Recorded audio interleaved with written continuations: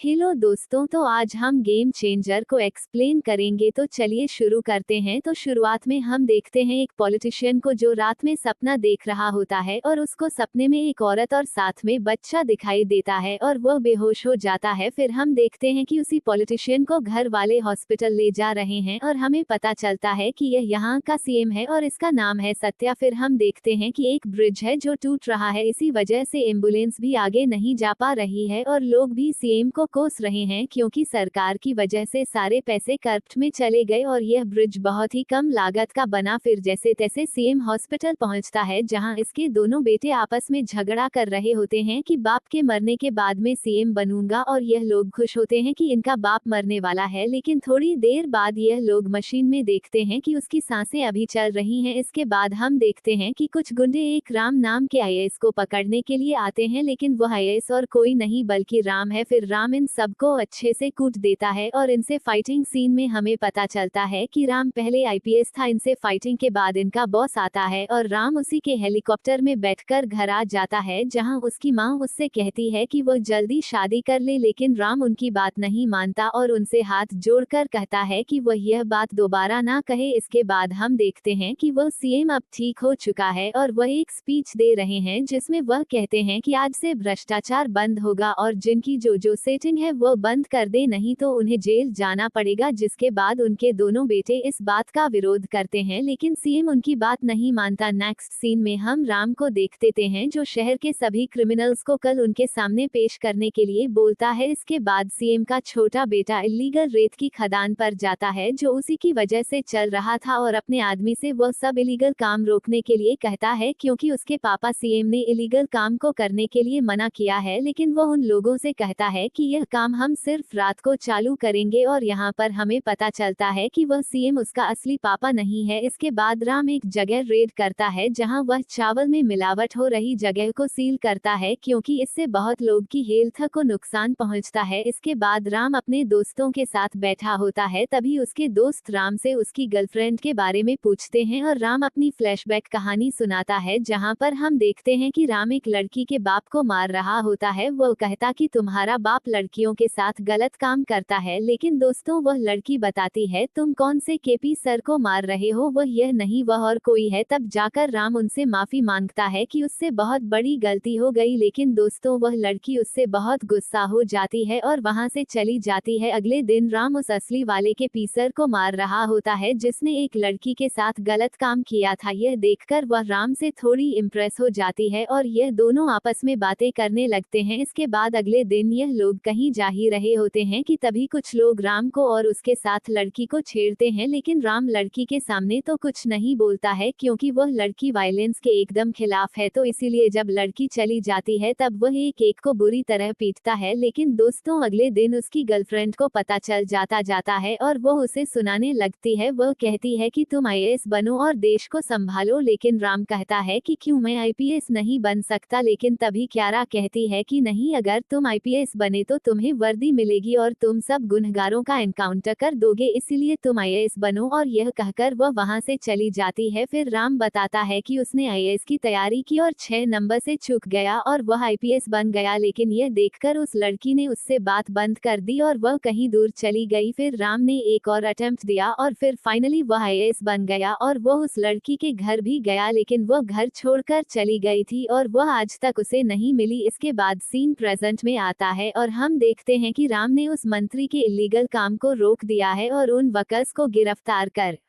लिया है। लेकिन दोस्तों उन वर्कर्स का बॉस इससे गुस्सा हो जाता है और राम के पास उन वर्कर्स को छुड़वाने के लिए चला आता है। लेकिन दोस्तों राम उसकी डिस्ट्रिक्टर के बाहर वेट करने के लिए कहता है। वो मंत्री गुस्से में बाहर वेट करता है और बहुत देर बाद आराम से उसे बुलाता है जहां पर इन दोनों की बहस होती है, लेकिन राम उन्हें छोड़ने से मना कर देता है और वहां से चला जाता है। लेकिन अब मंत्री और भी ज्यादा गुस्से में आग बबूला हो रहा था। इसके बाद किसी तरह राम को उस लड़की का पता मिल जाता है और वह लड़की भी उसे देखकर काफी ज्यादा खुश होती है। इसके बाद यह दोनों फिर से कांटेक्ट में आ जाते हैं और वह लड़की राम को अगले दिन एक बूढ़ी औरत से मिलाती है जो एक एक्सीडेंट में अंधी हो चुकी है और वह अब सरकार के अत्याचारों पर पेटिशन लिखती है। राम उनके पेटिशन को देखता है और कहता है कि वास्तव में इनके पेटिशन में दम है, लेकिन फिर भी सरकार इनकी बात नहीं सुनती, जिस पर वह बूढ़ी औरत राम से बोलती है कि कल सीएम का एक फंक्शन है, मुझे उस फंक्शन में जाना है। इसके बाद वह फंक्शन शुरू होता है और वह औरत बीच में ही सीएम के खिलाफ बोलने लगती है, जहां पर उसका बेटा उस बुढ़िया को रोकने के लिए कहता है, लेकिन सीएम उसे स्टेज पर बुलाने के लिए कहता है। जब वो बूढ़ी औरत स्टेज पर आती है तब हमें पता चलता है कि यह वही औरत है जो उसे स्टार्टिंग के सपने में दिखाई दी थी और यह राम भी वही बच्चा है। सीएम उन्हें देखकर हैरान हो जाता है। मतलब दोस्तों, सीएम ने पहले कुछ उस बूढ़ी औरत के साथ किया था और अब उसे पछतावा हो चुका है। स्टेज पर आके वह औरत उसके दूध में इलीगल मिलावट की बात कहती है, लेकिन सीएम का बेटा उन्हें रोकने की कोशिश करता है और उस औरत को धक्का भी दे देता है और राम गुस्से में आकर सीएम के बेटे को एक कस के झापड़ मार देता है और सीएम अपने बेटे से धक्का देने की गलती पर माफी मांगने के लिए कहता है। इसके बाद सीएम वहां से जाने लगते हैं और उन्हें चलते चलते ही हार्ट अटैक आ जाता है। हम देखते हैं कि वो अब हॉस्पिटल में है और उनका बेटा उन पर गुस्सा कर रहा होता है कि उसने राम को जाने क्यों दिया। इस पर सीएम उस कलेक्टर को सस्पेंड करने के लिए कहता है और अपने बेटे को भी मंत्री के पोस्ट से हटाने की बात कहता है, लेकिन उसका बेटा उससे माफी मांगता है कि वो उसे पार्टी से ना निकाले क्योंकि वह खुद सीएम बनना चाहता है और वह गुस्से में आकर अपने पापा को मार देता है और खुद सीएम बनने की तैयारी करने लगता है। इधर राम सस्पेंशन लेटर देखकर काफी गुस्सा हो जाता है, लेकिन उसकी गर्लफ्रेंड उसे शांत करती है और वह दोनों शादी करने का प्लान बनाते हैं। यह दोनों फाइनली शादी कर ही रहे होते हैं कि तभी कुछ पुलिस वाले राम को अरेस्ट करने के लिए आते हैं क्योंकि उसने पहले मंत्री को थप्पड़ मारा था। राम उनके साथ चल देता है। इसके दूसरी तरफ सीएम के कार्यक्रम की तैयारी चल रही होती है और हम देखते हैं कि राम को उन पुलिस वालों ने गाड़ी से अटैच कर दिया है और उन पुलिस वालों ने उस मंत्री के कहने पर राम को मारने के लिए यहाँ लाए हैं। इसके बाद गुंडे आकर राम को मारने लगते हैं और दूसरी तरफ सीएम का एक आदमी लोगों और मीडिया के सामने सीएम की रिकॉर्ड वीडियो को दिखाता है, जिसमें सीएम बताता है कि अगला सीएम उसका बेटा नहीं बल्कि राम बनेगा और इसीलिए उसने राम को सस्पेंड किया था ताकि वह सीधा सीएम बन सके। यह सुनते ही एडमिनिस्ट्रेशन राम को बचाने चली आती है और वह राम को सीएम बनने के लिए ले जाते हैं। यह सब देखकर सीएम का छोटा बेटा काफी गुस्सा हो जाता है। इसके बाद सीएम का ही एक आदमी राम को फ्लैशबैक सुनाता है, जिसमें हम एक आदमी को देखते हैं जो बिल्कुल राम जैसा है और यह और कोई नहीं बल्कि राम के ही पिता हैं। हम देखते हैं कि यह एक आंदोलन कर रहे हैं उनके खिलाफ जो गांव के जंगल में पेड़ काट रहे हैं। मतलब राम के पापा गांव के एक मुखिया टाइप के हैं जो सुख दुख में गांव के साथ खड़े रहते हैं। इसके बाद वे उस फैक्ट्री के पास भी जाते हैं जो पेड़ काटने के कॉम्प्लेक्शन कर रही है। वहां वे उसे चेतावनी देते हैं और वहां से चले जाते हैं। फिर हमें पता चलता है कि वो फैक्ट्री वाला अब काम बंद करके चला गया है। इसके बाद गांव वाले खुशी से झूम उठते हैं। नेक्स्ट सीन में हम देखते हैं कि गांव के लोग राम के पिता के घर पर आए हैं। राम के पिता उनसे आकर मिलते हैं तो गांव वाले राम के पिता को लीडर बनाकर राजनीतिक पार्टी शुरू करने के लिए कहते हैं, लेकिन दोस्तों वे यहाँ पर मना